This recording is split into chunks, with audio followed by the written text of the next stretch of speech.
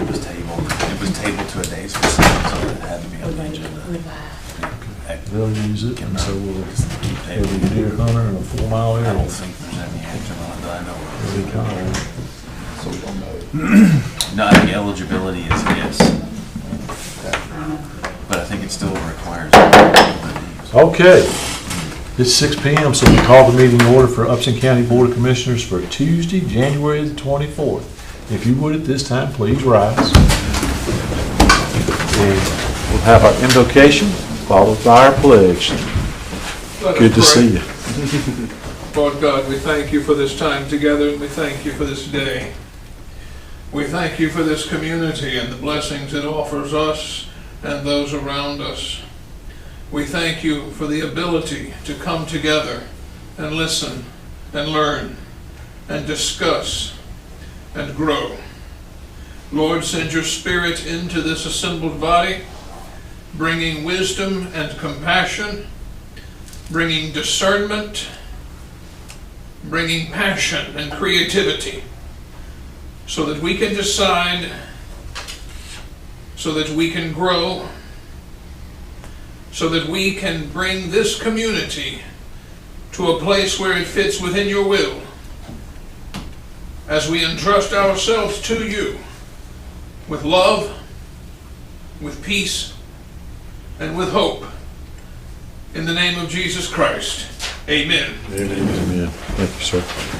If you join me in pledge, I pledge allegiance To the flag of the United States of America and to the republic for which it stands, one nation under God, indivisible, with liberty and justice for all. All right.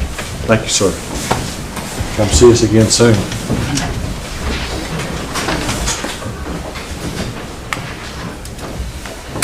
Okay. Gentlemen, next on the agenda is a public hearing. First public hearing is for a beer and wine pouring license from Parvez Duwadani on behalf of Upson Grocery located at 1038 Atwater Road, Thomaston, Georgia. No one, well, was there, we'll entertain a motion to open the public hearing. So moved. Is there a second? Second. All in favor? Just, public hearing is open.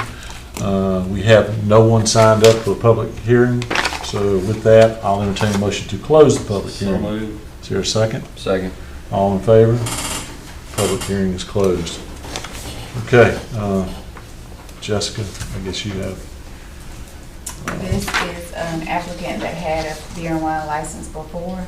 They just did not get their renewal in time. Okay, so it expired, and they had to go through the They had the to whole go through thing. the application process. Okay. Staff recommendation is, Approved. okay. So gentlemen, you have the staff's recommendation for approval. Is there a motion on this application? I'll make a motion, go ahead and approve Is there a second? it. I second. I have a motion made and seconded to approve the beer and wine pouring license for 1038 Atwater Road. Is there any further discussion? Hearing none, Ms. Jones. Commissioner Jones? Yes. Commissioner Wilder? Yes. Commissioner Watson? Yes. Commissioner Ellington? Yes. Chairman Allen? Yes. Okay. Next is a public hearing for the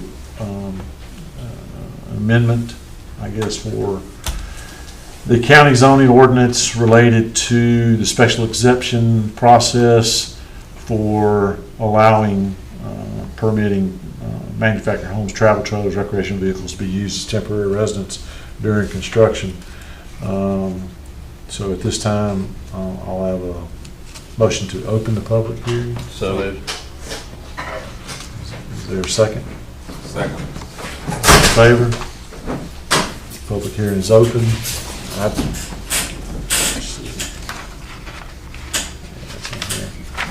No one signed up for the comments on that. Entertain a motion to close the public hearing. Moved. Is there a second? Second. All in favor? Public hearing is closed. So with that, Mr. Courier, step us through this. Absolutely. Just a few points. You'll recall that this was a workshop discussion, and basically we took a different direction from what the Planning Commission had advised. So there are basically 5 points to abbreviate what was done. First, this does a major important update to this section of the ordinance, section 409. There were some things that were incorrect going back to 1995 that we finally corrected, so this gave us that opportunity. We also created what I called in the draft an abbreviated special exception review process, and that's because at your discussion, the idea of an administrative process for this wasn't desirable. You wanted this, but you still wanted to reduce the amount of time. So what we did through this abbreviated special exception review process was eliminate the Planning Commission. As written, this is the one and only special exception that will be considered for this abbreviated review process, but certainly in the future you could name others. And this specifically would apply in AR, R1, R2, R4, and R5. This also clarifies that if the special exception approval would eliminate code violation, then you don't have to eliminate it first. This has come up as an issue with citizens sometimes where they say, well, you can't accept that application because that's a code violation. But the subject of the special exception is the violation. So for instance, if the violation was the RV, it's like, well, you have to remove the RV before we can consider the special exception, and y'all approve it, okay, now you can put the RV back. And we just have never gone to that extent. It just made sense if that was the subject of the special exception, then we won't consider it the code violation, or it's a violation, but it's about to be considered for being remedied. So hopefully that issue won't come up anymore. This also clarifies that the special exception decision is by the Board of Commissioners, not the Planning Commission. Back in 1995, it was the final decision was incorrectly by the Planning Commission, at least the language of the ordinance. And then this is some more cleanup. Home occupation is listed as an accessory use by special exception. From the records I've seen, this has never been exercised. And to be honest, you would have to probably review 80% of the businesses in Upson County if every home occupation was a special exception. So we're just cleaning up this part of the ordinance. That concludes my report, Mr. Chairman. Okay. All right. Gentlemen, is there a motion on this ordinance revision? I have a question, Sure. Mr. Chair. Doug. Yes, sir. All right, so I'm reading this correctly. So we're gonna keep it's still gonna go through the Planning Commission, or is it for RVs, or is that just gonna come? No, Because there's lines it will through now the- follow the abbreviated. So that particular, the RV during construction will follow this abbreviated, which means to go directly to you and not to the Planning Commission. All the other special exceptions will continue to go to them as they have. I got a question for you three. You three? Okay. So now if you catch somebody, what's the process now? Not letting them be there, or say, hey, you can wait till you talk to the commissioners, or what? Well, you can make that decision now, or basically the way we have handled it in the past is as long as you're working with us, apply for the special exception. Again, sort of what we talked about earlier, we're not going to have an enforcement action on you. I mean, we talked in the past about increasing the application fee. We didn't do that. That language is not in this ordinance. If that's something you'd like to do, again, if you want to require them to leave before they go through the process, we purposely have not done that in the past. It's like, as long as you're working with us, you've applied for your special exception, and we've not enforced the fact that that's a violation without the special exception. Okay, so I got 2 places, and only 2, there's probably more than 2 off the top of my head that are people are living there. And I haven't seen anything come through for these people living there, even though they're building houses, to be approved yet, but they're still there. Now, I don't know if that's on the radar of our code officers or not. It is. Okay. So, We would expect an application. yeah. But aren't they they're in violation of our code? If someone's living in the RV, yes. And they have, so why aren't we, just to make it clean, why aren't we citing them for a code violation? Well, and I'm aware of one case, I'm not aware of the other one. There's one, I believe it's on Rest Haven Road, where it's the families are related next to each other. And You got a code enforcement officer to come in, so you didn't see him. okay. I'm trying to cut this short. Basically what happened, I believe this was Dominique's case, is originally they were going to apply and they came in to apply for the special exception. But then they were getting so close to having the permit and actually starting construction, and they just decided that, I believe it's the parents-in-law, would just move in with the family that has completed their house. So at least as of within the last week or so, they should no longer be living in that RV, and they should be living with their family members next door while their house is being completed. I think that was Dominique's case, so he may have some clarification. I'm not aware of what the other case might be, so we have to research that with the code officers.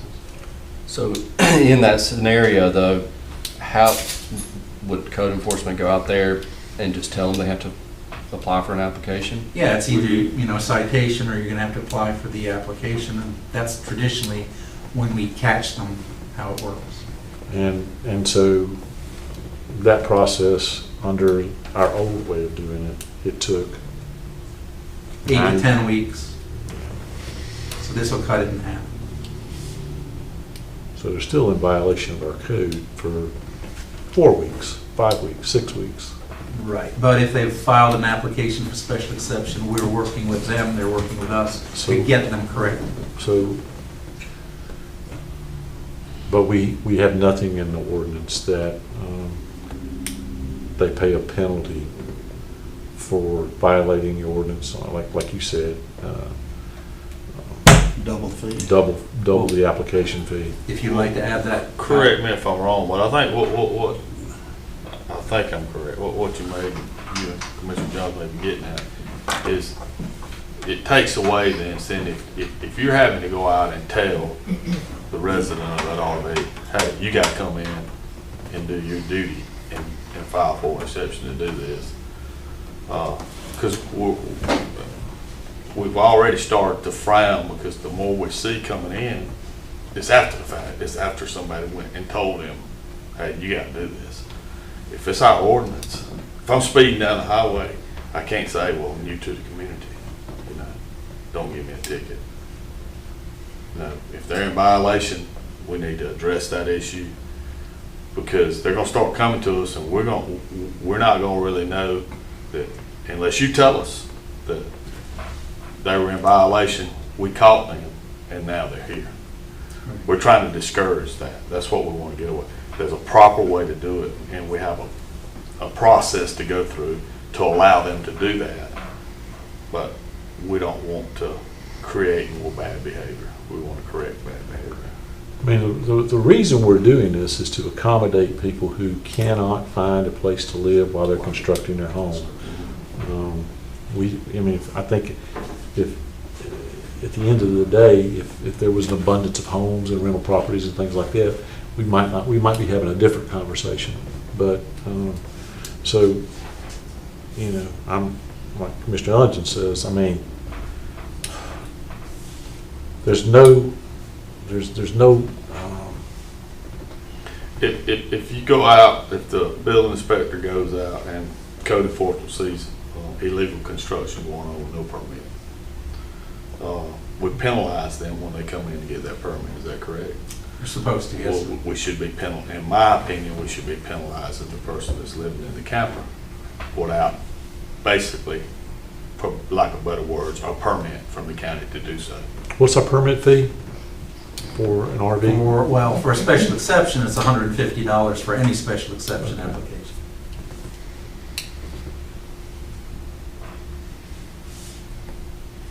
Y'all want to? Is it, I guess this is a legal question, is it illegal to charge, to increase that fee if they call in violation? I mean, if you're inclined to do that, I would suggest issuing the citation. And, I mean, if you find, like you were saying earlier, to keep it completely equal, if you find somebody in violation, you issue the citation. And, you know, the only way to remedy that is to apply for the special exception. And you don't continue to cite them or pull their building permit until the results of the application. Well, okay, my concern with that is then we're creating more work for our court system to deal with in the magistrate court. Backlog, you know. I don't know what the right answer is. I just know if right now currently, if you go out, if I'm out building a shed in my backyard and I didn't get a permit, code enforcement comes by, he's gonna stop me and tell me you gotta go up and get a permit. And our process is when you go up and get that permit, then you're gonna pay double. Can it not be a combination of the two? So if we, you know, code enforcement goes out there and they talk to the person, they haven't filed an application, they would get cited, and then it would be known that when they come in to get their permit, it would be whatever the fee would be, more than what it currently is. But if they go out there and they've already applied for the application, they would let the process ride out with no increased fee. But I think go ahead and cite them if they haven't, you know, done the application. Go ahead and cite them. But yeah, I think there should be a penalty on top of it. And, you know, the only other thing is, you know, are they, you know, do they understand that they have to get an application? You know, before they do it, they do it. And so there's something, maybe we need to put a big sign, hey, if you want to live in a trailer while you build your house, you gotta pay a fee. Or maybe we don't do anything. We leave it at, I mean, it's a code violation. We leave it at, I mean, it's at the discretion of the code enforcement officer to write a citation at that point. I mean, if he rolls up and I'm in violation and it's a less than cordial conversation that you know, I'm saying, I'm not gonna do this. You're not gonna make me do this. Well, then I force his hand, he writes the ticket, and then off to the races we go. But if he comes up and you're in violation, and you say, oh man, I just moved here from Timbuktu, Idaho, I had no idea, you know, I'll go take care of that tomorrow. Well, you know, then he's got the discretion of saying, okay, tomorrow comes and goes, the next day he goes out, they've got their citation, life is good, we move on. If we just leave it in their hands and let them deal with it, you know. You know, that's fine with me, as long as we do it. I just don't want to create, like, you know, I think we don't want to create extra work, but we do want we want consistency, you know, but I would put that in the hands of staff, just my opinion, you know, and I agree, put it in the hands of staff to make sure that we are consistently applying the process across the board. You know, especially if, you know, they pull a permit, and Thomas has to go out there and look at footings, and there's a camper there, you know. So, turn them in. Okay. Mr. Chairman, if I may, you know, Yes, I think one of the things sometimes is difficult for us to determine as staff, they may have an RV out there that they may not be living in. Okay, that's happened before too. Yeah. So determining whether or not they're actually living there, or whether they're staying overnight on a Saturday into Sunday and then going home to where they currently live. I know we've found several cases where that's been the case, and that's not a violation. Yes, it is. You can only do it 30 days a year. Right, but not overnight. I don't, you know. So sometimes it takes a little bit of investigation to find out, because just the mere presence of the RV is not necessarily indicative of someone residing in it. There's a real easy solution to this. Very easy solution. Where are you going? Eliminate it. I mean, just eliminate it. If you're gonna live here, you're gonna live in a home. And, you know, as we discussed in the work session, that certainly makes it easier on staff, so. Yeah, but it's, And the other thing I think it provides, and I want to jump on Mr. Ellington's comment, if I may, Mr. Chairman. One of the other issues we have, getting back to one of the other commissioners that mentioned incentive, or confusion, not incentive, confusion.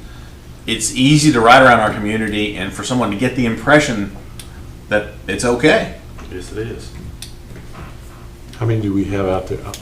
That's not a fair question to They hit don't you with that. How many are we, They ain't got a clue. special exception? Well, and It's there's not some- that many. There's some that have come and gone, but I'd say between 12 and 15. But it would be very easy to get you a Yeah. spreadsheet that. Yeah, tells I mean, exactly- it's not that many, so we know where they are, the ones that have been We know where granted. the legal ones are. Yeah, Right. so, you know, like you said, you see a bunch of them out there, and I'd like to know.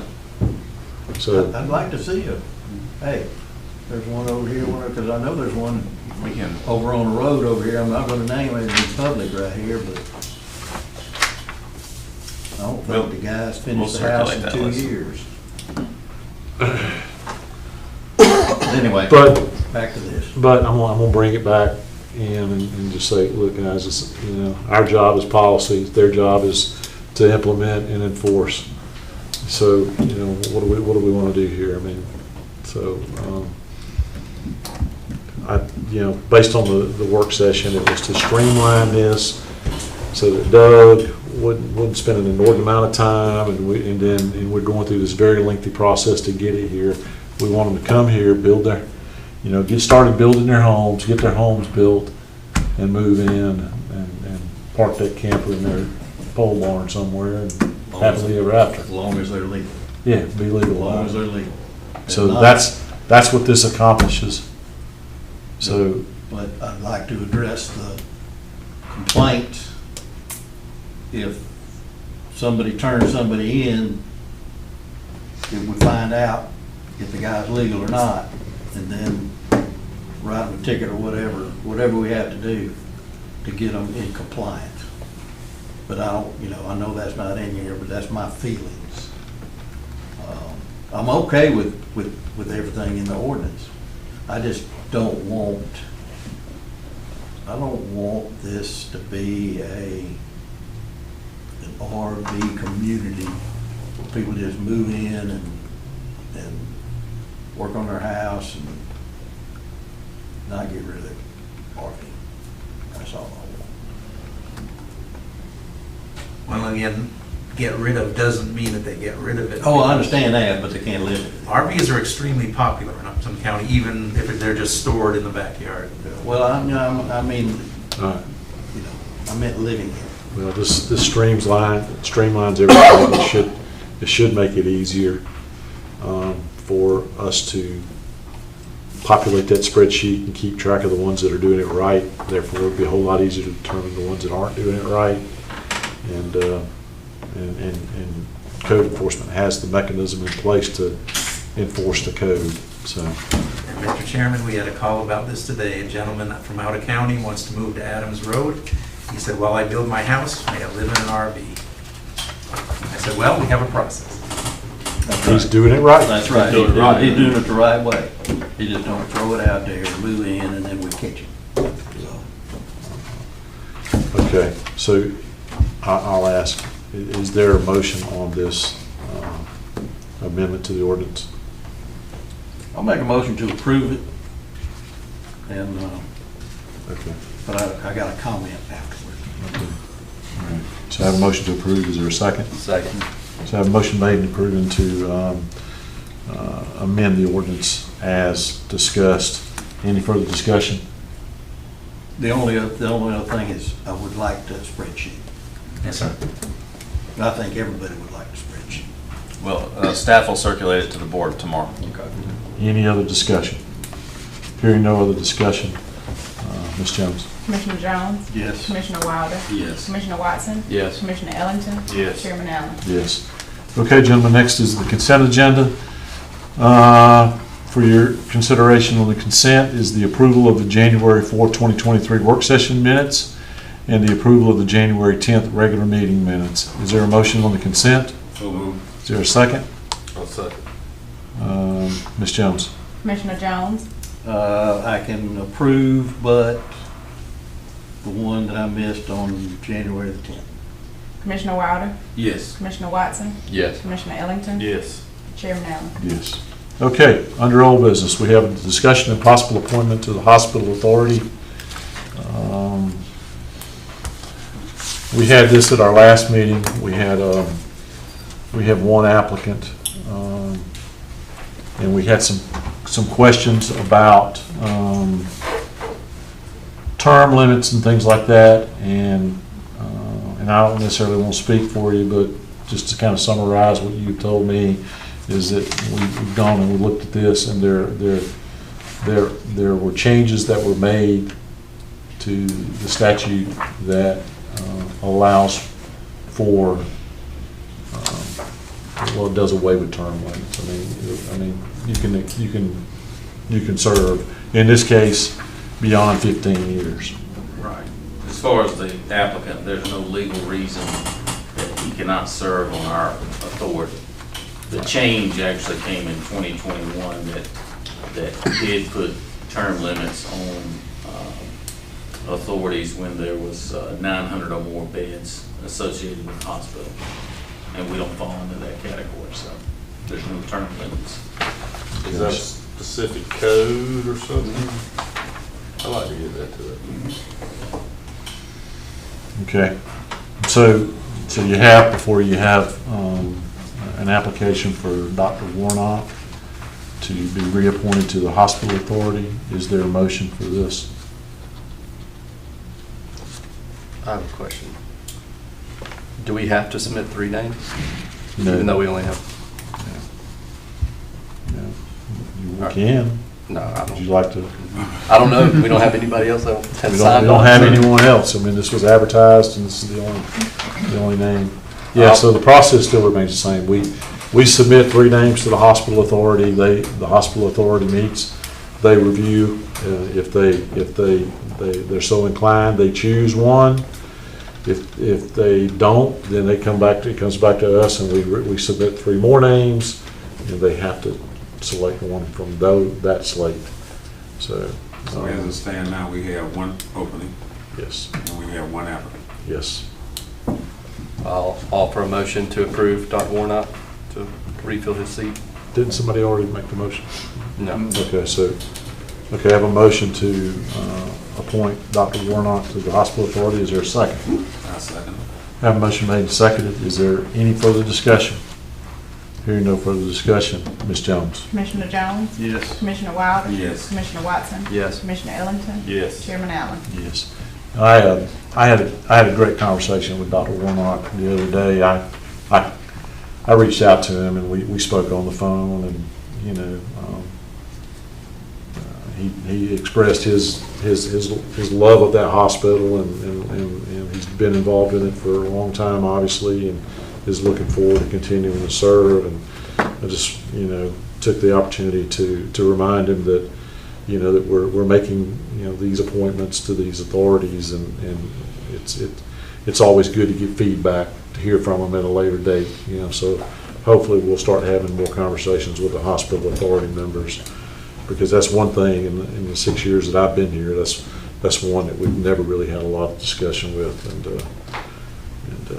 so anyway, great hospital, great things are happening out there, and they continue to serve us well. So, all right, new business, discussion and consideration of the guardian ad litem contract with Ms. Catherine Beatty. So, Jason and Heath, if y'all could just help me through this. So bottom line is, this is an update to the contract that we had not too long ago when Ms. Beatty took over these duties.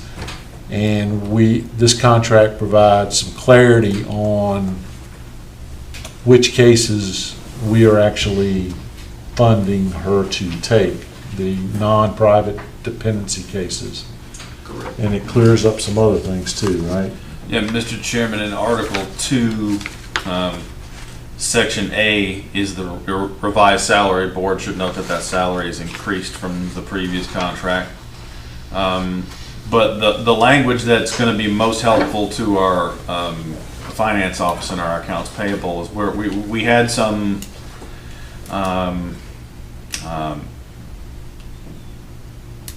misunderstanding or really some concerns about some additional charges that were being invoiced that were related to private cases, and that Article 2, Section D clarifies that if it's not ordered by the judge, then we're not obligated to pay it. So that helps clarify the main issue that the finance office had with the original contract.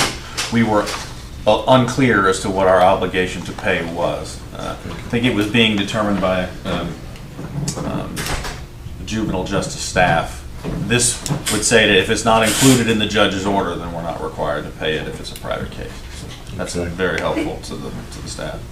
Okay, so, and the current contract was $3,500, right? And now, I'm not sure, 25 or 35? I think it was I think it was 35. 35, I think. So this new amount is $4,667 per month. So that pretty much sums this up. Any questions, or is there a motion on this to allow the chair to enter into this agreement with Ms. Beatty for these duties? I'll make a motion to approve. So I have a motion made to allow the chair to execute Right. this agreement. Yes. Is there a second? I'll second. Motion made and seconded. Is there further discussion? Hearing no further discussion, Ms. Jones. Commissioner Jones? Yes. Commissioner Wilder? Yes. Commissioner Watson? Yes. Commissioner Ellington? Yes. Chairman Allen? Yes. Okay. Moving along, item E, discussion and possible consideration on solicitor services for the Upson County Probate Court. We have Madam Probate Judge here. So we are in receipt of a letter from Judge McRae from the 11th of January. I think everybody's seen this. Mhm. Is there any questions or anything on this?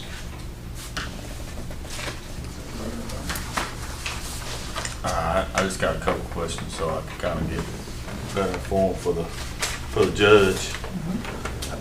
I don't want to sound naive here, but I've never been in your court, so I hope I never have to go there. But how often, explain that process. How often does somebody have to be there? What? Currently we have court 18 times a year. I have arraignment once a month and contested every other month. Generally, this year we only have contested 5. Normally we have contested 6 times a year. This year we only have 5 times, so it kind of varies. So 17 times this year. Generally it's 18 times a year. And that could fluctuate depending on how busy the traffic court is, how many citations come in. We've been at 18 for 7 years, 8 years now. So does this solicitor basically time spent is physically in the courtroom and in pre-work or? I mean, I would imagine there's some pre-work because the solicitor would receive discovery on the case to be able to know how to defend, how to prosecute the case. They have to get all the information on the case and I mean, that you'd have to ask a prosecutor person, somebody that prosecutes that question. That's really not my side of it. right, I got you. So in other words, they're arguing for the county or the state. For the state, yes, for the officers. The solicitor would be the attorney for the officer. So Mr. English and I had a little conversation about this and talked about the amount of time it takes prepping for court. You want to kind of elaborate on it? I mean, you've done this for some time, so. About 25 years, so. Yeah, so, you think traffic court, you thinking these are easy cases, not a lot of prep time, but Actually, I mean, if you ask any prosecutor that's dealt with probate court versus, say, Superior Court, probate court handles a lot of more intricate parts of the law because it deals with DUI. And DUI, there's been so much lobbying that's gone on with the laws with DUI, and they change so frequently. It really is a complex area of the law. You talk to a seasoned prosecutor, they'll tell you that they'd rather prosecute a murder case than a DUI case, just because, did he shoot him, yes or no, versus you got all kinds of different laws.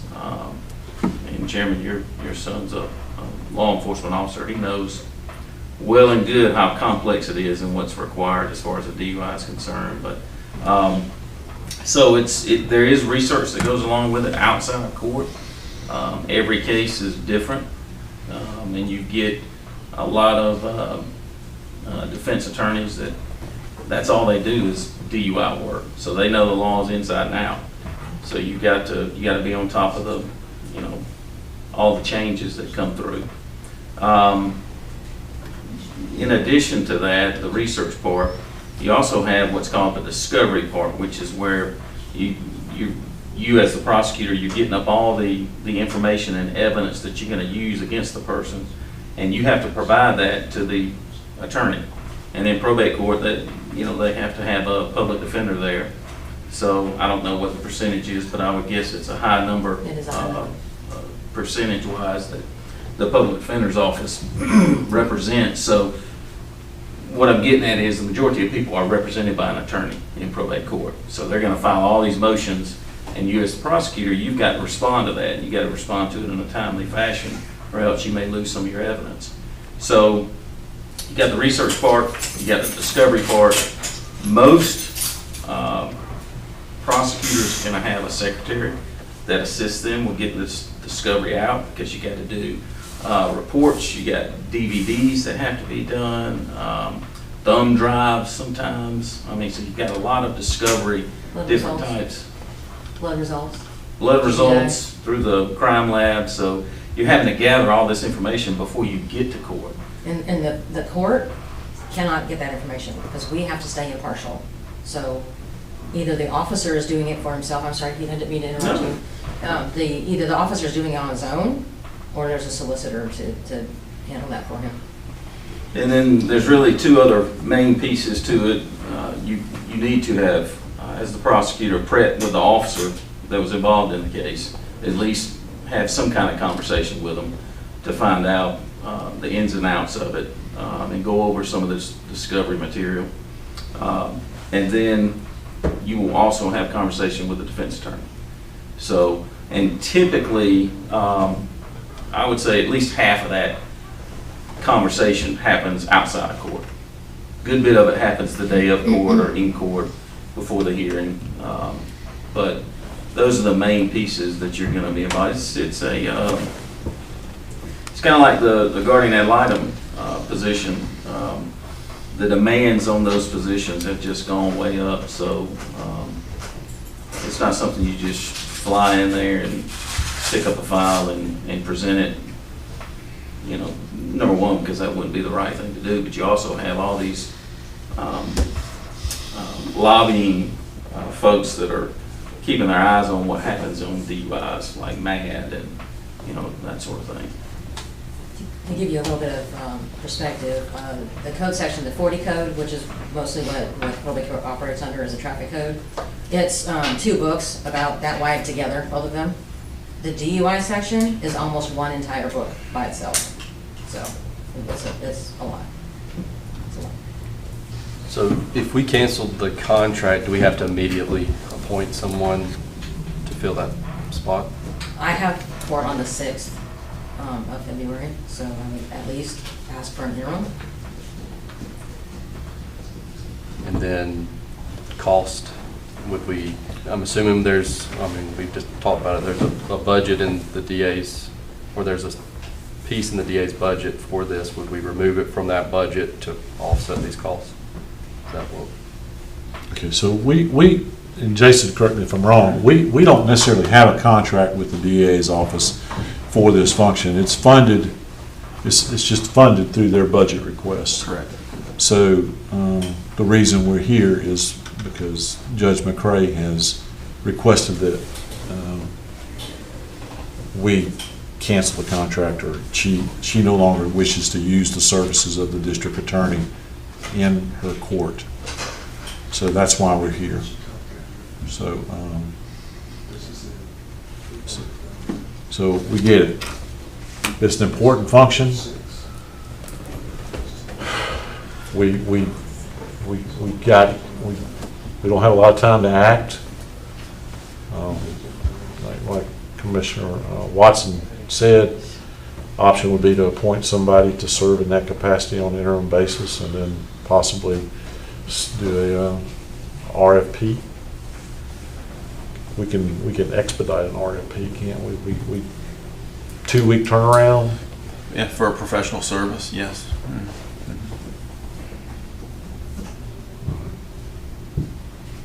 We will be required to do an RFP, am I correct? You wouldn't be required to do one for, not that I'm aware of. Not the For research. professional services. But prudent thing to do, right? Right, cost is always a factor. Prudent thing to do. All right, so. And, can I ask a Yes, sir. question? And I guess this is because they're non-performing? Pardon me? Is this because the district attorney's office is non-performing? That's part of it, but that's not the issue. There's a conflict in the office, and I have an ethical responsibility to address the conflict. And once there's a conflict, there's a conflict. You can't undo a conflict, so that's what the issue is. Okay, so there's 2 pieces of this. There could possibly be more, but we'll just boil it down to 2. What do we do in the interim? And are we going to do an RFP and put it out for public consumption for, to get these proposals to see what we get?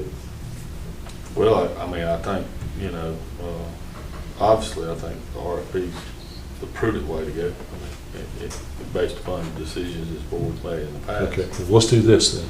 But, I mean, we're talking about appointing somebody. I mean, I'm assuming that only.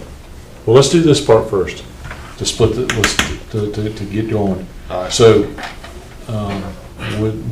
so it sounds like you want to do an RFP, so would you put that in the form of a motion that we would ask staff to prepare an RFP? Absolutely. And distribute an RFP and look to get something back, with, our next meeting. I don't know if that's really something we could turn around.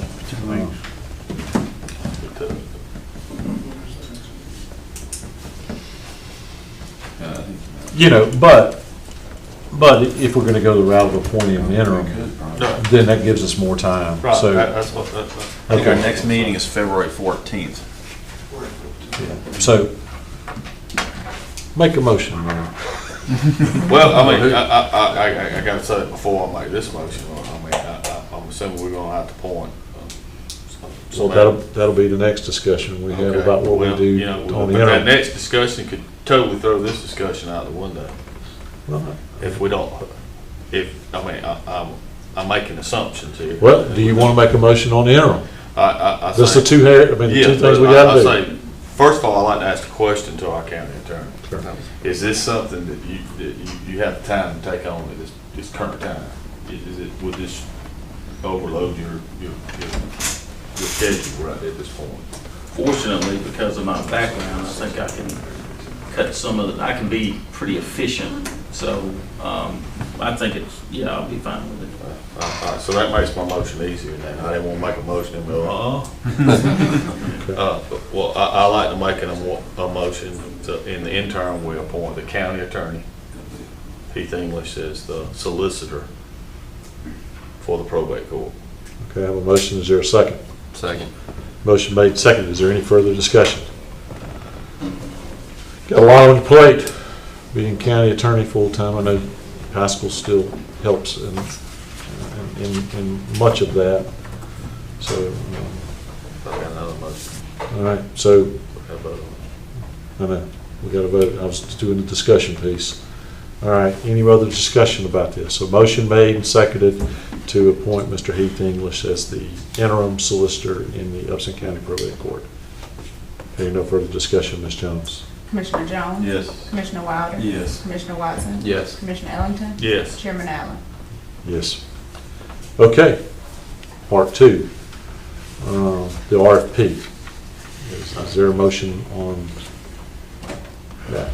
Mr. Chairman, I'd like to make a motion that we put out an RFP for the solicitor services for the probate court to be concluded by March the 15th. I have a motion. Is there a second? Second.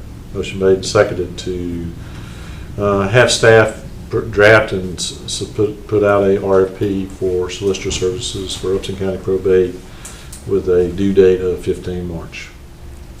Any other discussion? Hearing no further discussion, Ms. Jones. Commissioner Jones? Yes. Commissioner Wilder? Yes. Commissioner Watson? Yes. Commissioner Ellington? Yes. Chairman Allen? Yes. We do need to go back and this one thing we haven't talked about are Mr. English's fees for this job in the interim. I thought it was free. I thought it was covered. It's covered. Love of community. It's covered for the time being.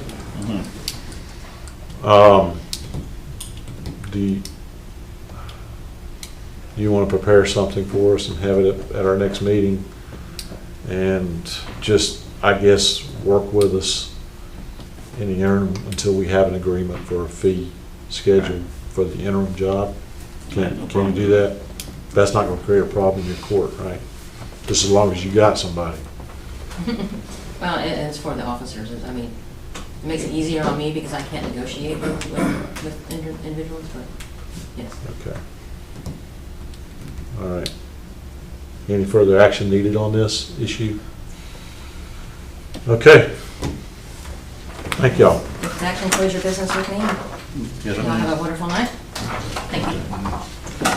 Okay, discussion and possible consideration of contract with Lovin Contracting for right-of-way litter pickup. With that, Jason, you want to take us through that? So, Mr. Chairman, no changes except for the fee. So I'll make my comments very simple. When our clerk was working on an updated contract, they informed her last week that their fee for each centerline mile, and that's how they charge us, was going to increase from $110 per centerline mile to $150. So to give you an idea of what the difference is, for the past 4 quarters, we have had them do roughly 147 miles at $110 per centerline mile, which is roughly $16,170 per quarter, or $64,680 per year. And that's what we've paid for the last 24 months for that service, so basically the last 8 quarters. The increase in cost would take it from $16,170 to $22,050 per quarter, or $88,200 per year if we kept the same mileage at 147 of centerline. So the difference between those two is roughly an increase of $23,520, or about 36.5%.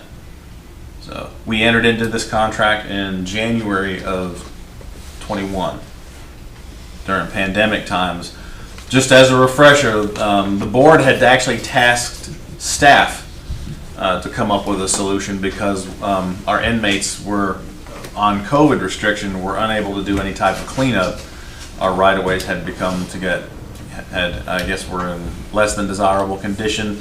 Several of the commissioners had tasked staff to come up with a solution. This was the solution. Now, we'll remind that I think it was intended to be a temporary solution, but I think we can all agree that the contractor that we've had has been doing an enormously good job. It's the same contractor that the state of Georgia uses in all of their districts. And essentially what Love and Contracting is passing the state's increase on to us. Because that's how we were able to get them at 110 per center line mile originally, because that was the price that they were offering the state. So in summary, if we didn't change the amount of lane miles that we picked up, that 23,520 would be the increase. Finance had proposed that we start funding this out of T-SPLOST, so that would be essentially what was anticipated to be a $65,000 a year T-SPLOST expense to $88,000. The difference of 20. We've been paying for it with T-Splosh.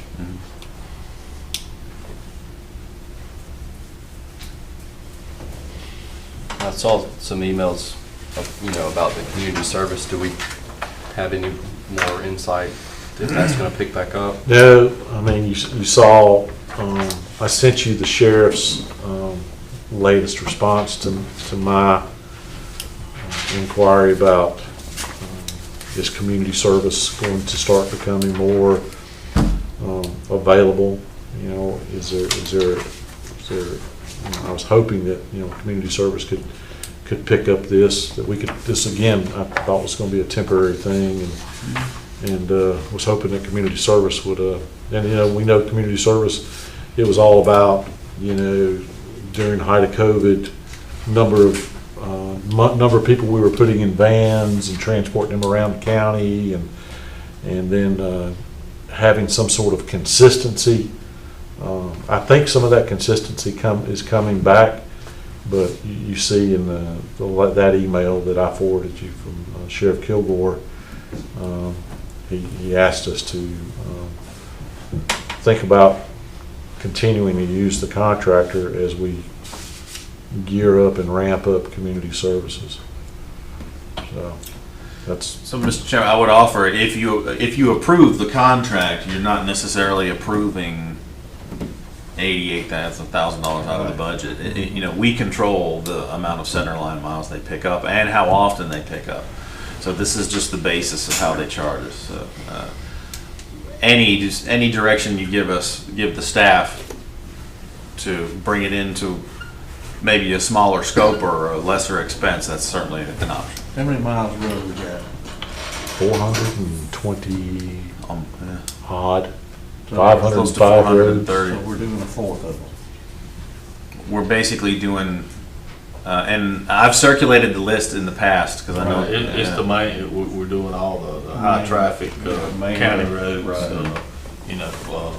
in the trouble area for a lot of their, and our high traffic roads are what's going on. We got the probate judge just left. Right, I guess the next question I would have asked is how many citations are we seeing for littering? Well, I won't answer that. I'll just say this, no disrespect to our community service or anything like that, but I mean, there's a couple of facts here that can't be dismissed. This particular contractor has picked up more road miles than our community service has probably picked up in the last 20 years. Right. In 1 year, okay? And it's just a personal thing, and a lot of my constituents agree with me on this. It's a tangible, important aspect to the taxpayer. They want to see clean roadsides. We all do, but at what cost? But as a taxpayer, I mean, that's kind of one of those things I expect to see. As a county resident, I don't get the same services of living in the city, but I do want my roadways clean. And it doesn't come out of your property taxes. Right, comes out. Well, if we do the T-Splosh thing, in the past we have not done T-Splosh. It's been it's what we proposed for 23. general fund. Has anybody had any complaints about the service that's provided by this litter detail? Not by this litter detail. I've had complaints about litter. litter. Yeah. Right. So, and with that, one of my biggest is Waymanville because GFL, and that's their route. Mm-hmm. Does GFL, do they ever pick up Waymanville? they do actually quite often. So I'm wondering if we can't maybe put a little more pressure on them, because I think the contractor does this every time, they do Waymanville every time they come, correct? Yes, it's up on the permanent pickup list. And, you know, and it's So a not lot of necessarily miles. it's GFL. It's No, stuff they blowing do out all trucks. 7.5 miles of Waymanville. I've got the list in front of you if you have questions. Unsecured loads going to the dump, you know, Right. that blow out. And it comes off city and county vehicles. I mean, it's, yeah, that's Residents. just a, Yeah, so it's. okay. It's 43 roads, 147 miles. Was the 2022 fourth quarter. Yeah, I'd rather see clean I'm roads. having flashbacks of when you and I were out on Rice Cemetery. And And Mr. Wilder's having flashbacks of picking up trash on one road, and people came and threw trash out in front of him while he was picking up the trash. It is a problem, and, you know, it's multifaceted. I mean, there's the enforcement, but, you know, nobody throws trash out when the enforcers are there. There you go. That's Just right. like nobody drives concrete trucks on roads that they're not supposed to drive on when the enforcers are there. Well, I want to make a motion to go ahead and go with it if we're going to pay for it with T-Splosh. So your motion is to allow the execution of this contract for the tune of, what was it? It's $150,000. $88,200. Well, No, it's $150. Percent of the miles. because we control the miles. Yeah, we So, okay, all right, so we can adjust so the you're putting the mileage rate, $150 a mile, using T-Splosh money to pay for it. Is there a second? Second. I have a motion made and seconded. Any further discussion? Have we confirmed that this is the GDOT new pricing? We have not, no. We have not. We actually, we just got this a couple of days ago, so. I know originally they gave us the GDOT price. That's right, yeah. When I spoke to her, she just said that with inflation, they weren't able to do it at that price any longer. I can confirm that. And if So GDOT's so lower, if it's not we can the get it. GDOT price, we're gonna say, Well, we can always cut the mileage down. We can cut the miles. 4.25. Or see if they'll- Three. What is the term of this contract? It's a year. It's a year. And is there a termination? Yeah, termination for cause. Termination for convenience. Made at any time for the convenience with 30 days written notice, terminate. Or simply say, we're not gonna do any miles. Okay. We Yeah, control because we dictate their work cycle, so. All right. Well, the only discussion piece I'll have is, I really would like this to be a short-term thing. And Commissioner Ellington, I hear you. I'm with you 100%. But, you know, getting community service folks out there, you know, having someone who is going to get these people out, get them from point A to point B, and in a perfect scenario, working with the road department to get out ahead of the mowers when we're in mowing season, and getting out and getting on some of these roads, because, I mean, we've all been down roads, it's like, well, I've been down this road forever, you ride down this road, and it's, I guarantee you, it's one that's never made the list, you know, but, But see, you know, if we, you know, integrate community service with this, you know, so Lovin's doing the major stuff, we still got all these side roads gotta be done. so then, Jason, I guess, who do we have that you can task with coordinating all this stuff with, you know, I mean, Lovin, I mean, yeah, you got the road department superintendent putting that list together. But does he work with the community service folks and tell them where to go? Yes, generally the sheriff's office communicates with the road department, so. I just want to make sure that. So we would, well, I take that back. We have, in the instances where we've had, because we've had community service sort of sporadically, I guess over the last 12 or so months. And on places like Waymanville, we have collected in between. So there are places we do double up based on the input from the road superintendent. So Okay. now that's generally not the case, but sometimes based on the road superintendent's guidance, we will be on roads that you will see on the list. So. And I don't. And we generally try to leave that to them because And I'm not our creating- right-of-way crew is the best sort of visual reference we have on how well And I don't want to or how create work well we're not for the doing. sake of creating work, but can we keep track of where community service is? And, I mean, I don't need to know that they picked up 82 bags of trash today or anything like that, but, you know, just periodically, you know, how this is working and how this fits together, because I guess in the long run, it may be a combination between community service and this, if community service can eventually take it all back over. In the perfect world, community service folks would take it all back over. But I mean, I get it, you know, people get tasked with community service, you know. I think we've got too many options out there for people to serve to the community service in, and they're gonna go to the easiest option for them. And I guarantee you, picking up trash on the side of the road is not option A. It's probably it's probably none of the above, you know. So anyway, that's all I'll say. I mean, I'd like this is in my opinion, I'd like to see this as an interim thing and eventually transition away. But Oh, yeah, that'd it's be going to great. require something. It'd be great, Run for sheriff, get elected judge. you know. What'd you say? Run for sheriff or get elected judge. No, thank you. On both cases. But anyway, and I'm sure I'm not speaking just for myself on that. I'm sure there's a lot of people who feel the same way. Why have I got to pay to have somebody pick up trash? A, that somebody threw out that they shouldn't have thrown out, and B, that we got community service folks that are not being gainfully employed to pick it up. Just my 2 cents. So I'll quit talking. I have a motion on the table to enter into this contract. It's a 1-year contract for $150 per center line mile with Loving Contracting for litter pickup. Hearing no further discussion, Ms. Jones. Commissioner Jones? Yes. Commissioner Wilder? Yes. Commissioner Watson? Yes. Commissioner Ellington? Yes. Chairman Allen? Yes. Okay. Discussion and possible consideration of an intergovernmental agreement with the city of Thomaston for IT services. Mr. Chairman, so the only change, and I apologize, this number has increased, but I do not have last year's number in front of me.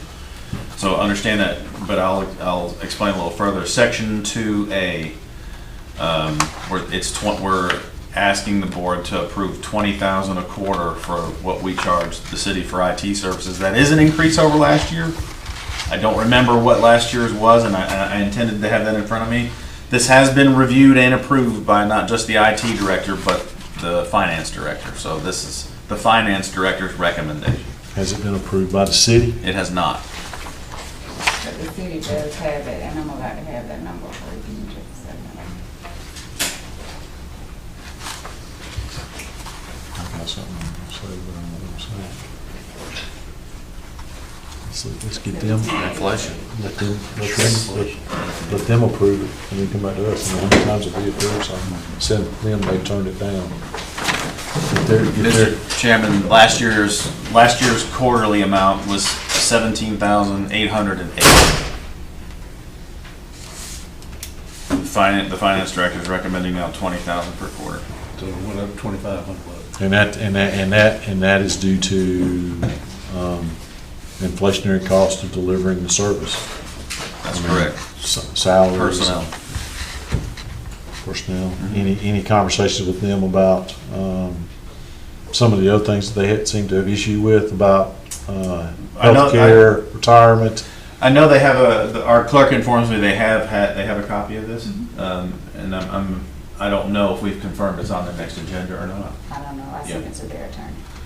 But our finance director says this is the cost of doing business, so this is what When did this is the other agreement expire? a few days ago. So are we operating under, so we're, when we say a few days, is that like January 1st or is it? December 31, right. Okay, so we're a month into operating on December 31. So we're a month into operating on a contract that, you know, we don't know that they're gonna approve this rate increase. Retroactive, January 1. That's quarterly payments. Okay. Well, Gentlemen, you have the contract here. Is there a motion on this authorizing me to enter into this agreement with the city of Thomaston for IT services? Motion to approve. I have a motion to approve. Is there a second? Second. Okay, I have a motion to approve. Second, is there any discussion? I have one question. What happens if the city do like they normally do, don't like what we propose to them? They have to give a counter proposal? I guess, No, I mean, this is what it is. Well, it's just like Lovin asking for $1.50. So, And a lot of things, you know. Do we have it on any, I mean, has been any discussion with the counterparts over there about, are they going to approve this? I mean, is there something they're waiting on? Or they're just happy because we're still providing IT service and the contract is expired. I haven't heard either way. And we're doing this. Yeah, we have not interrupted service.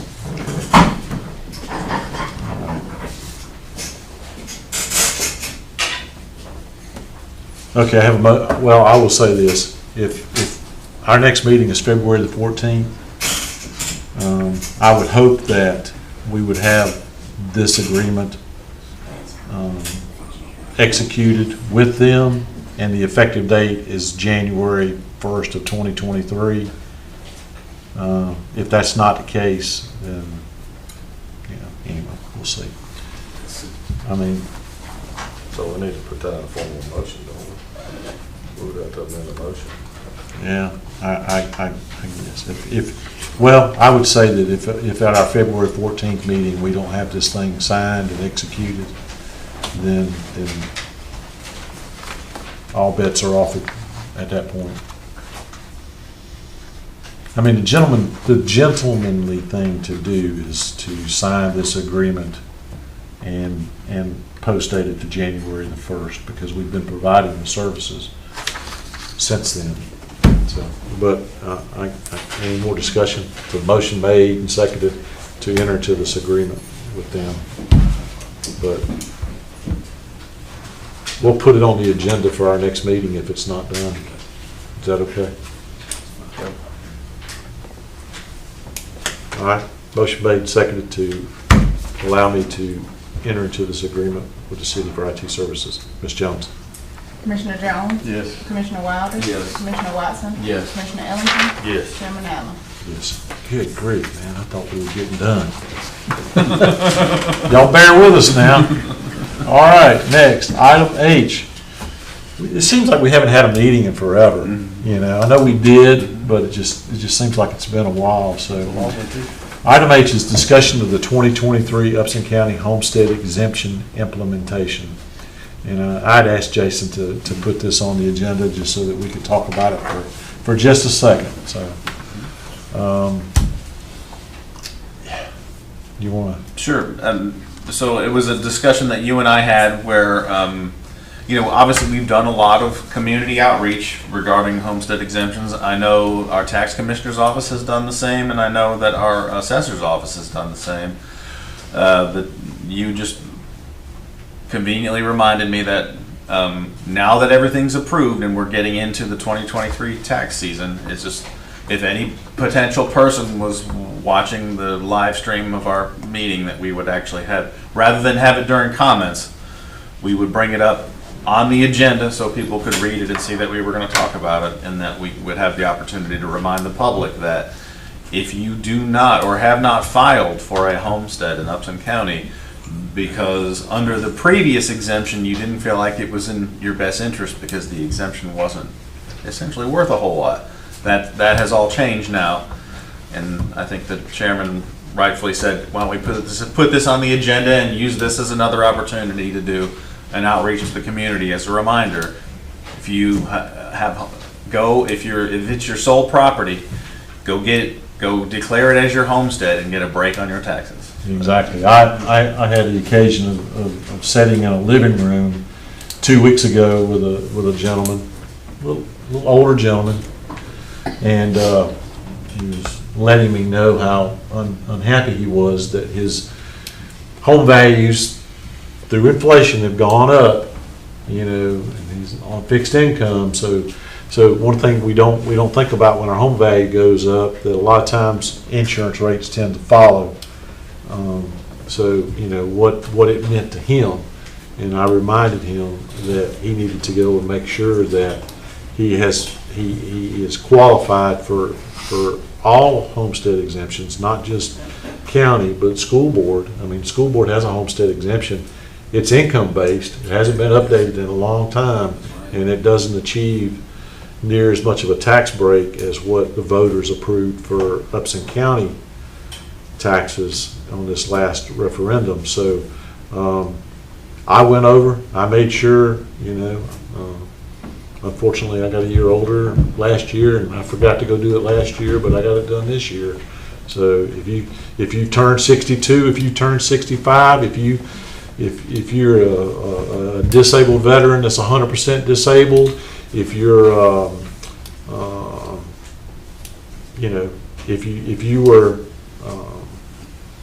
let's see, so the income restriction doesn't matter. You just need to make sure that you have your homestead exemption is up to date. And I mean, a lot of work and effort went into this, and the voters approved it. I just want to make sure that a lot of those folks out there are taking advantage of it. And Ashley, you're getting it out there, and some of these folks, a lot of them are older people. They may listen to the radio, Dave. We ask you to just please get this word out. What's the deadline for? It's April the 1st. Yeah. Mr. Chairman, and just to clarify, any homesteaded property owner, no matter how old you are, qualifies for the majority. Right. And it only increases as you turn 62 and 65. So the large percentage of it's available to every homesteaded property owner. But again, that is just on your county taxes. It does not affect your school board taxes or the joint projects millage rate. It's just on your county taxes. So I suggest that y'all talk to your school board members. Go home and talk to your grandparents. That's Talk to everybody. Anybody you know that owns their home, and make sure that they have done it. That's right.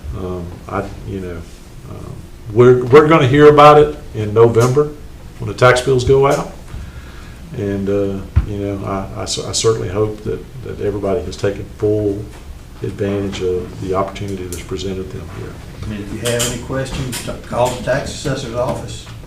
They'll let you know what you qualify for. Yeah. More often than not, if you put your homestead in there, you're not going to have to do anything. Right. I checked on a few folks when I was over there the other day that I wanted to make sure, and they didn't have to do anything. It rolled over. So Yeah, it goes from 2,000 to 10,000. Correct. And then the other ones that add on for age. okay, we have advertised that as much as we possibly can in this forum. Okay, item I, discussion and possible consideration regarding the drafting of a letter to Upson State legislative delegation establishing the Hannah's Mill Road Bridge and the Thurston Well rehab as the county's top legislative priorities. Jason and I were having a discussion the other day, as we frequently do, and just trying to make sure that we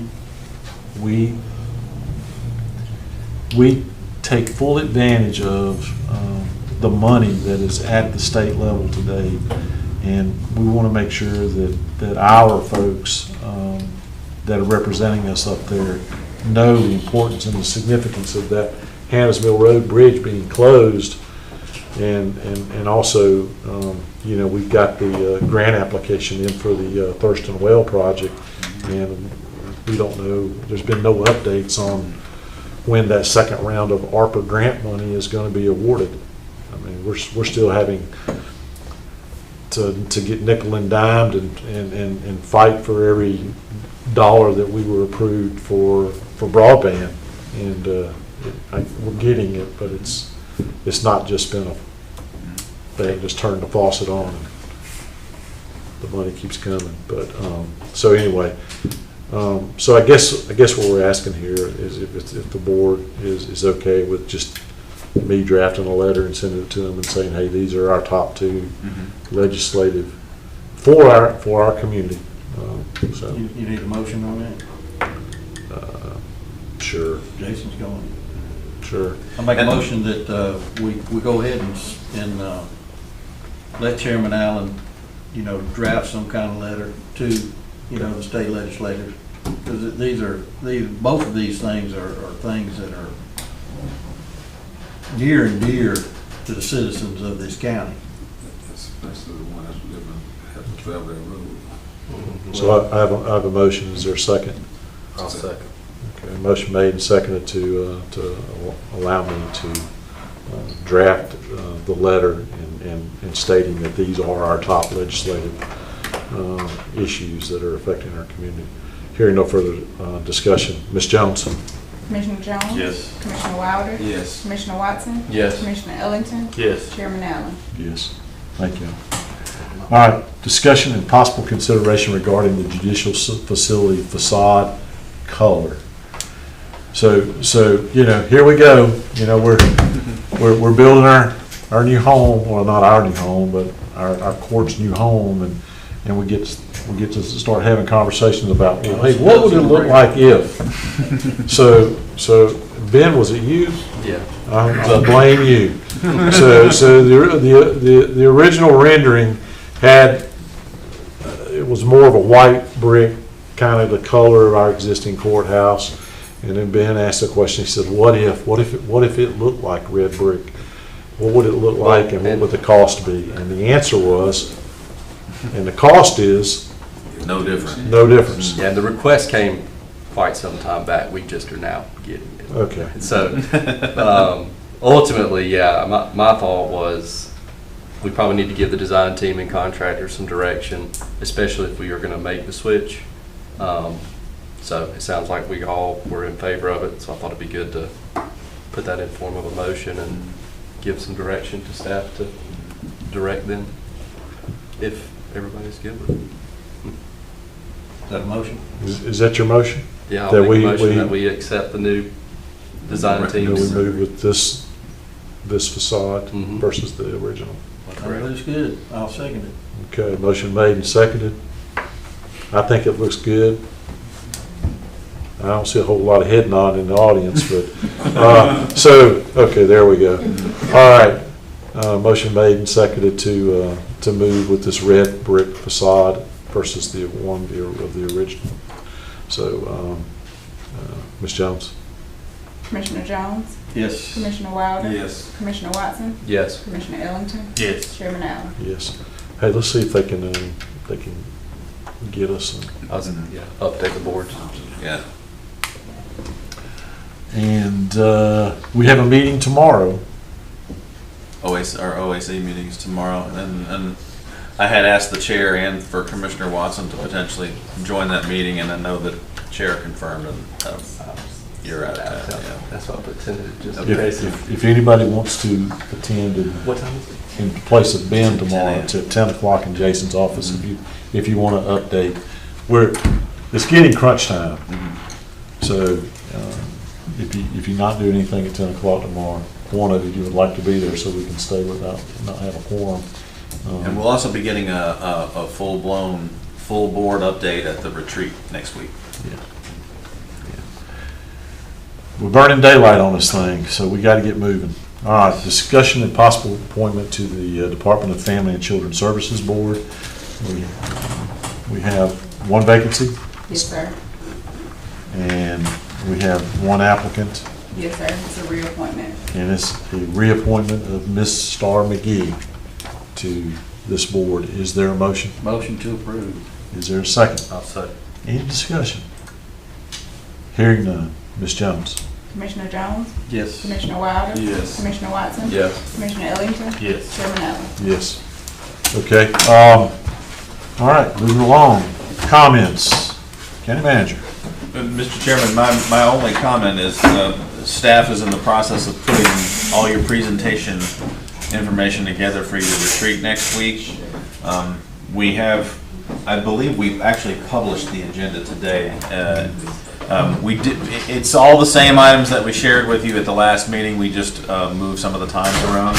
If there's some specific specialty items that you need us to research that, you know, they may not necessarily be on that agenda, but if there's something that you think you might want to bring up, just let us know and we'll try to be prepared for it. So what you see on the agenda is what we'll be prepared to talk about. Obviously, it's going to be pretty comprehensive, and I think the highlight of the show is going to be the capital improvements plan, our 5-year plan. I think you'll be pretty impressed with how far we've come with it, and that'll dominate a lot of our time. Obviously, this judicial center project will be a part of it, and we'll have others. We'll go over some of our accomplishments. If Commissioner Ellington will allow me, I'll pat us on the back for 15 or 20 minutes, and but we're really looking forward to it. We felt like last year's was very successful. But again, I would just say if there's something specific, even if it's in the weeds or whatever, just let us know and we'll be prepared to talk about it. That's it.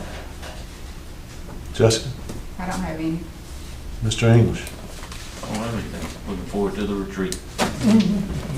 Okay. Well, I'll tell you, I'll do something different tonight. I'll go first on comments. So we had our monthly/annual meeting of the IDA yesterday, and a comment was made to me at some point during the meeting yesterday that I needed to be more of a conduit to this board, to the IDA, letting you guys know what's going on with the IDA.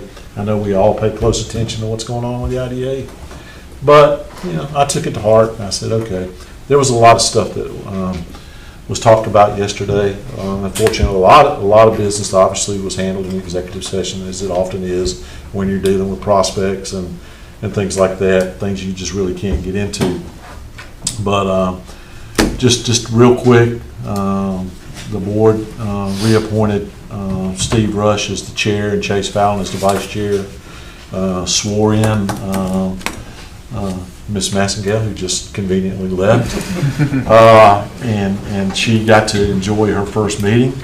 We had a quick talk about the West Central Georgia Joint Authority, which we're members of that authority with our neighbors in Pike and Lamar.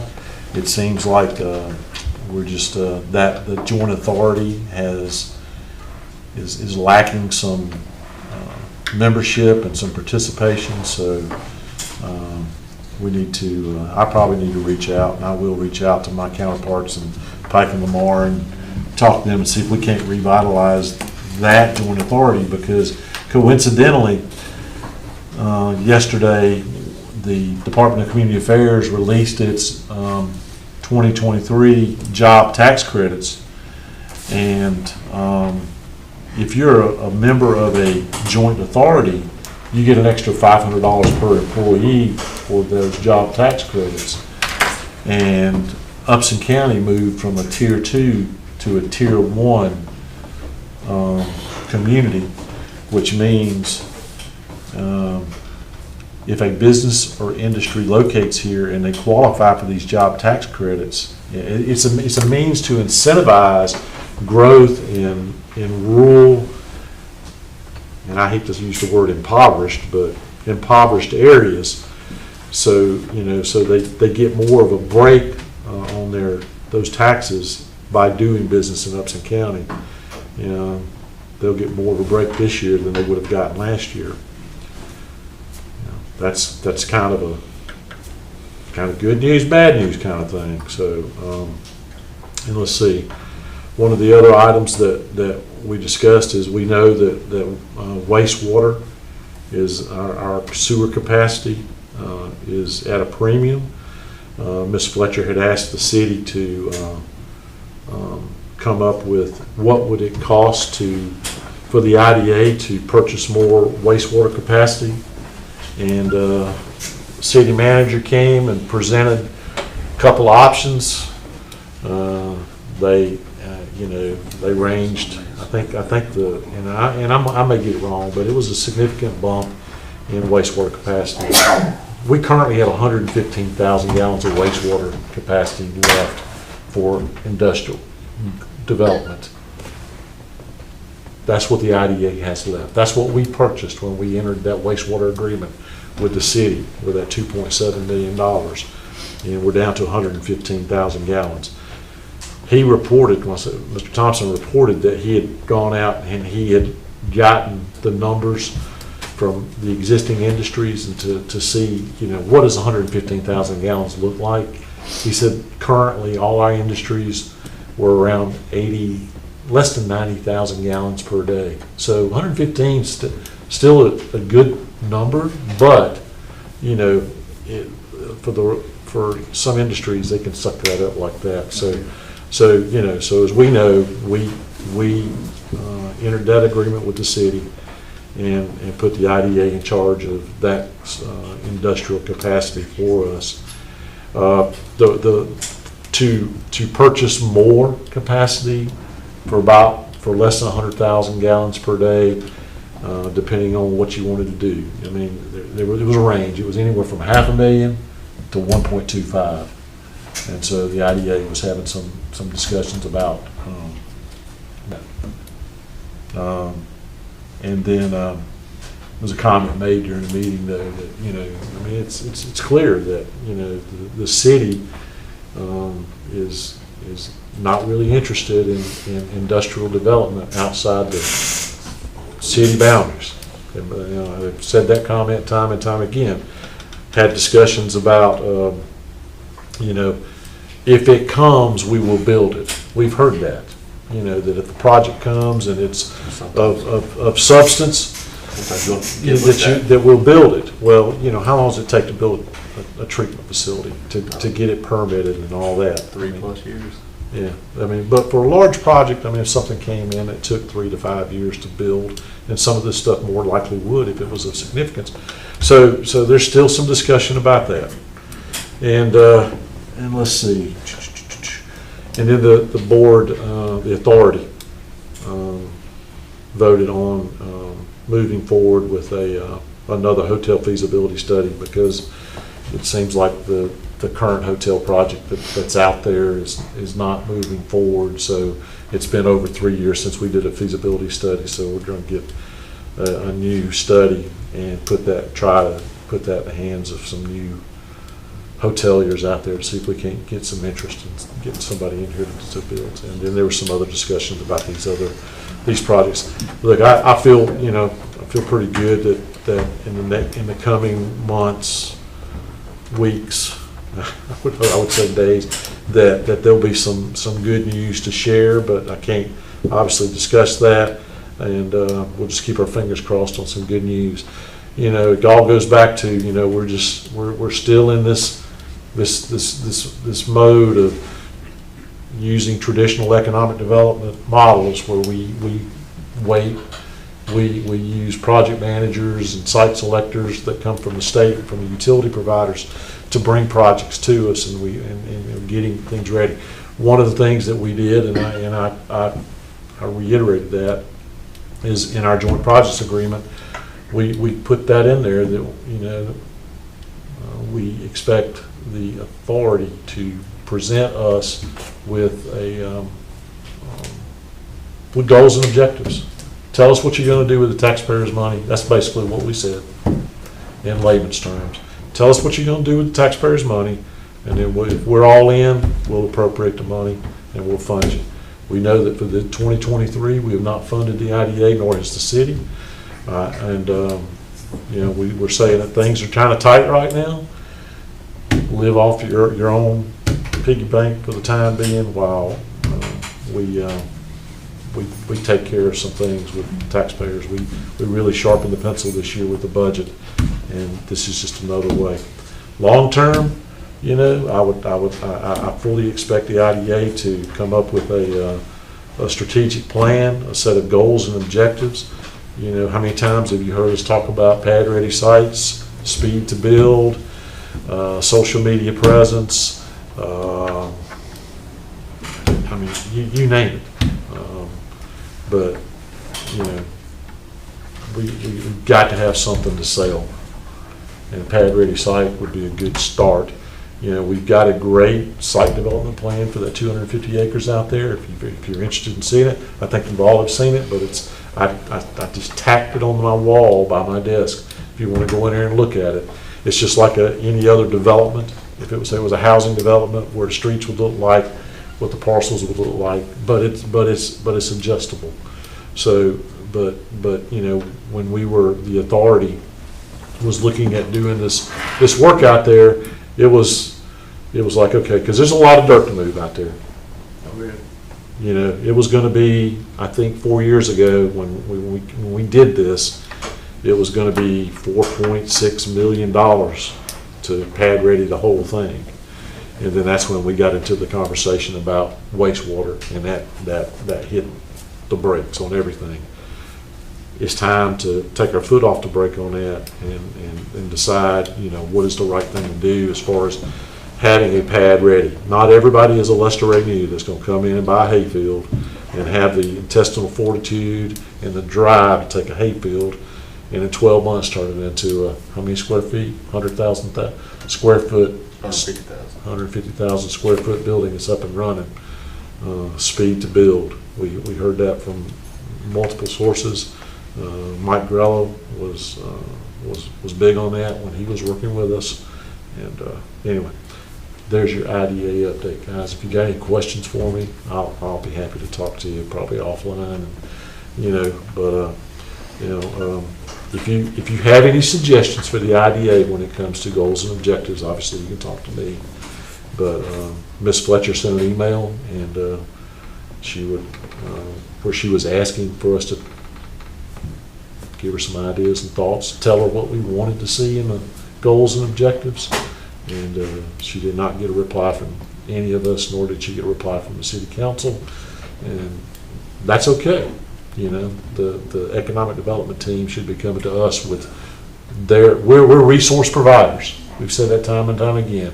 You tell us what it is you need, and we'll find a way to provide those resources. So I'm sure I'll hear something about this, but anyway, there's your update. Commissioner Wilder, what you got? I don't have anything. Nothing. Nope. Mr. Jones. Appreciate everybody looking and everybody that showed up tonight.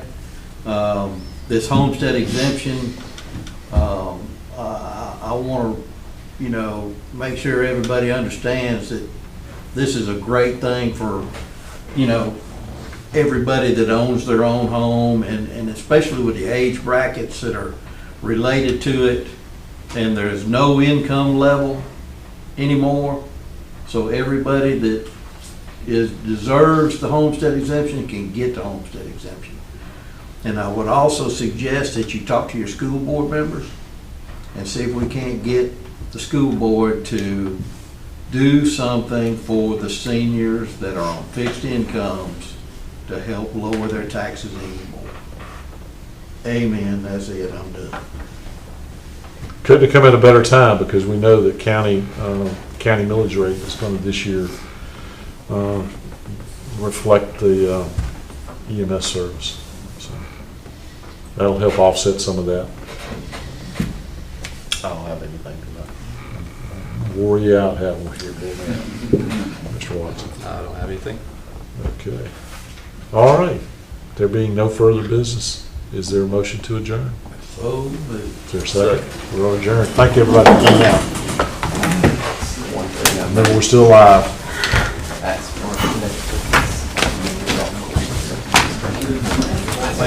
This is about the same time I've already lost my Yeah, I think the city's already The advertising for it. Yeah. I hear you. I know you didn't give it. You didn't give that to me.